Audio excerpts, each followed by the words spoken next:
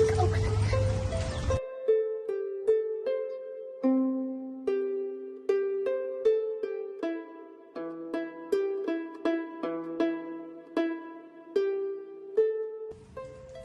ប្រែនាងមានរឿងធំហើយប្រែនាង តែមានរឿងអ្វីនាងភីលៀងមុខសេះ មិនក៏ប្រែនាងហៅឈ្មោះក្នុងម្ចាស់បាច់សាច់នេះប្រែនាង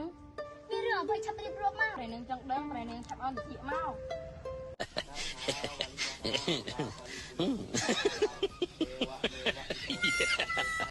មានរឿងបែកនឹងផងតើនាងភីលៀងឆាប់ជូនយើងទៅ ចាប្រែនាង យ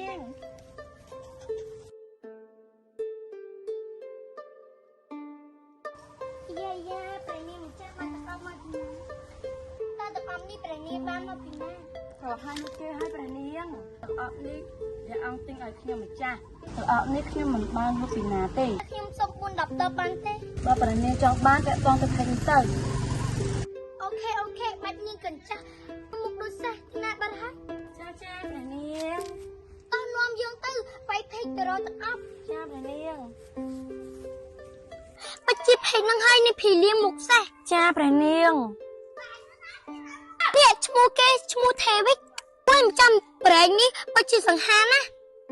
ទូខ្ញុំម្ចាស់ឆាប់ងាយ ល្មមបានហើយនាងភីលៀងមុខសេះ មួយម៉ាត់กับមុខសេះពីរម៉ាត់กับមុខសេះរងថ្ងៃបានមុខសេះតែម្រើរាល់ថ្ងៃ ខ្ញុំគ្រាន់និយាយលេងទៅបងភីលៀង តោះប្រែនាងខឹកកំងខ្ញុំតែទាន់គេប្រម៉ូសិនប្រែនាង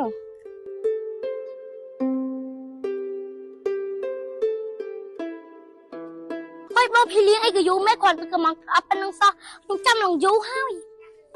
ប្រែនាងម្នាងប្រចាស់មកដល់ហើយប្រែនាង នឹងហើយគឺជាទាំងអស់ ចាប្រែនាង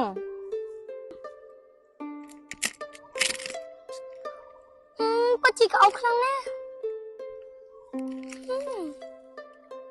បងប្អូនមកចង់បានទឹកអប់ឆាទឹកភេកនេះអប់នេះទៅឥឡូវទាន់មានប្រម៉ូសិនមុនរដូវជុំបិណ្ឌ